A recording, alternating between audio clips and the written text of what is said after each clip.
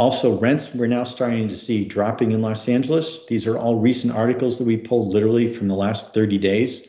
And as you saw, those pictures we showed you in Pasadena, people are leaving and the rents are getting more competitive because, again, you're getting vacancies. Those same areas, literally at the beginning of this year, you had trouble even finding an empty spot, and rents were going up quite a bit. But now the opposite's happening. There's more and more vacancies. Landlords have to lower their rents in order to attract tenants. And so we're definitely seeing a big shift here in Los Angeles. Here's a great quote, actually. Richard Burton, who's the CEO of Zillow, and he's talking about what's going on. The U.S. real estate market is starting to show signs of a big reshuffle as people move to homes with more privacy and space to make it easier to work from home. I believe we're on the cusp of a big reshuffle. I'm sure I don't need to explain it to you because we all experience it. We spend an average of 9 more hours a day at home. Zoom meetings are changing the way families perceive space and privacy. Home offices are in high demand. Backyards are more attractive than parks and gyms. And again, I'm sure you're all running into this with people that you know. And I know this is happening. I've had several friends move since the beginning of the year. One of my friends was living in Marina del Rey. Right when all this COVID-19 stuff happened, he sold his property there, actually got a great price for it, and moved to Florida. Another good friend of ours, him and his wife moved this August and left town. We're seeing things happening all around that are kind of shifting. And again, a lot of it is people are going, look, I don't need to live in the big dense city where there's a lot of issues that I'm worried about. I can go to somewhere else where, I can buy a much better property for the same price or less, much bigger property. And we're seeing just a lot of things happening. Another example, personally, we owned a second home up in Park City, in Utah, and we were not planning on selling it. But just in the last month, we got an offer on it that was much higher than we ever expected that we would sell it for. And so we made a family decision to sell it. And it just closed last week. But again, Park City is one of these areas where there are a lot of people are moving, and it's gotten attractive because everything's going on and the prices have been pushed up. So to give you guys some kind of hardcore data to look at, we like looking at UHaul. And so we took some examples here. Here's one that if you went and rented a U-Haul truck and you wanted to go from Los Angeles to Austin, Texas, how much would it cost you? Well, it would cost you $2,665. But guess what? If you rented that same truck, only this time you're going from Austin back to Los Angeles, guess what? It's about 1/4 the price. It's only $700. Big, big difference. Now, why are we looking at this and why are we talking about U-Haul? Well, obviously, it's expensive, to rent the truck to go to Austin, but it's a lot cheaper to come back, which is telling us that there's a lot more people going to Austin from California, and U-Haul wants to get those trucks taken back to Los Angeles, so they're willing to rent them out for literally 25% of the cost it takes to get there. And so that allows them to get people to take the truck back to Los Angeles, and they kind of cycle through this all again. But that's a pretty dramatic difference. Here's another one showing going from Los Angeles to Houston, Texas. Here it's pretty similar. It's about $2,800 for that one-way trip. If you're going from Houston back to Los Angeles, it's less than half. It's about $1,300. Now, for the heck of it, we said, okay, what happens if you were to rent a truck and go from New York City to Indianapolis? Well, in that case, it's going to be close to $1,400. Taking that same truck from Indianapolis back to New York City, only $500, about 1/3 the cost. So again, there's a lot more people going from New York City than there is going back to New York City. Now let's look at home prices. Now, we can't do this for every city. We're picking cities that we've been involved in and we're redoing properties ourselves.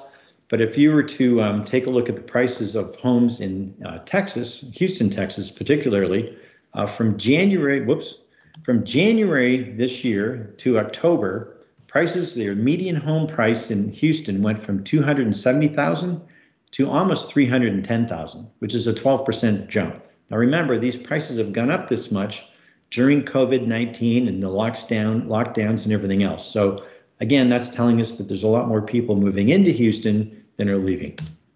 You take homes in Indianapolis, which is again another market we do a lot of activity in. At the beginning of this year, the median home price in Indianapolis was $160,000, and that's gone up 13%, and today it's $184,000. So again, a big jump through all the market that we've been through. Beaumont, Texas, which is another market we're going to talk about in a little bit, same thing. Houses from the beginning of this year went from $170,000 median price to $190,000. So again, we're looking at some markets where people are leaving, but those people have to go somewhere. So a lot of these Midwest and Southern markets are seeing a big inflow of people from the bigger cities. And again, this map kind of shows that pretty clearly. Again, we're looking here in Southern California. Most of the cities are showing red, which means they're shrinking. Inland Empire, surprisingly enough, is actually growing. I think that's because it's so inexpensive there right now. A lot of people are moving there. But you can see here, Vegas, Phoenix, Dallas-Fort Worth, pretty much every city, well, I'm sure every city in Texas right now is showing very strong growth. So is Florida, Atlanta, Georgia. And again, we do a lot of stuff in Indianapolis. So you can see that's yellow, which means that it's growing, just not as much as the green. But again, the whole north area here is pretty much red and shrinking. So this is giving us a pretty good insight as to what markets we want to be in and what markets we don't want to be in. Just to give you an example, this is a transaction we just closed on in the last 30 days. And so this was a client of ours that had a non-performing asset here in Arcadia. He actually had a restaurant that he owned, and he owned the building that it was in. And probably 5 years ago, he sold the restaurant and kept the building. Well, unfortunately, earlier this year, when everything was going crazy, his tenant actually called him up and said, hey, I'm sending you the keys. I can't stay in business. I'm shutting down. So unfortunately, the business closed and he was stuck with a vacant building. The good news is there was a developer that really wanted to buy it. So he did get a good price for it, not as good as he would have before this, but he got a decent price. He sold it for $2,800,000. We did a 1031 exchange. He actually bought a beautiful brand new building that we found in Reno, Nevada. And Reno is actually booming right now. In fact, you can see the Tesla building in the back there. Tesla is just booming up there. They talked about hiring an additional 3,000 employees just for that Tesla plant. It's very big. They're talking about it when they're finished.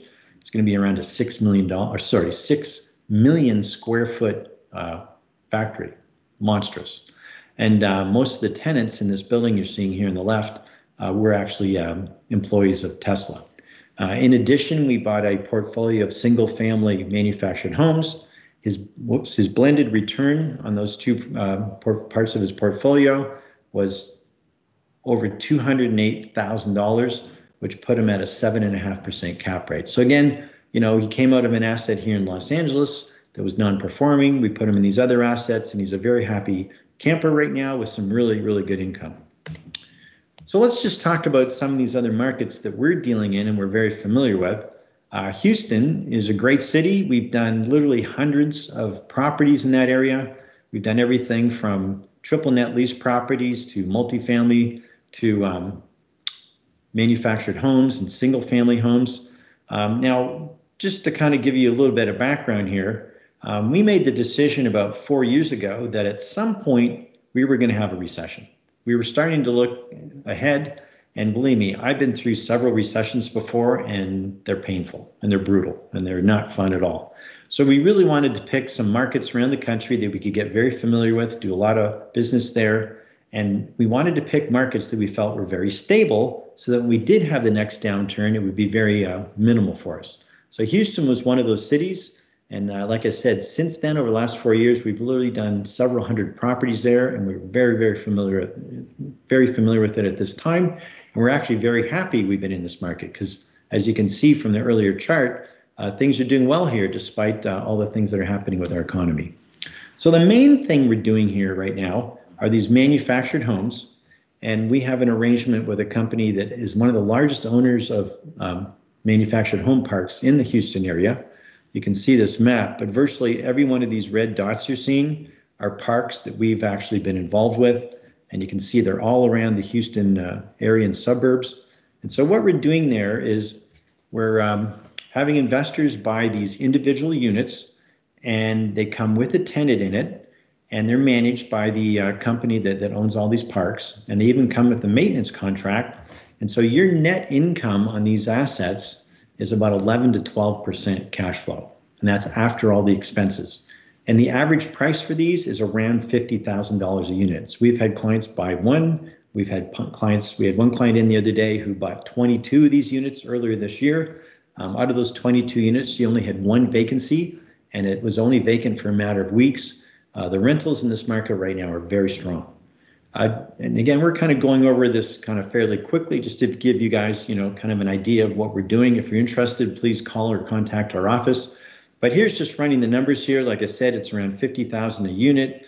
By the time you take all your expenses away, you're netting out, in this case, 11.5%. And that's pretty common for the types of properties that we're doing there. We used to do property tours, which were a lot of fun. Usually about once a quarter, we would take a group of investors and fly out to Houston and drive around and look at the parks we did. Unfortunately, with what's going on right now, we can't do that. But we will be doing that again when we're allowed to and when it makes sense. So I look forward to that. If you do want to get more information, if you go onto our website, there's actually some very good videos of these property tours. Or if you're interested, you can contact us at the office. We can send you out more information. Now, let's talk about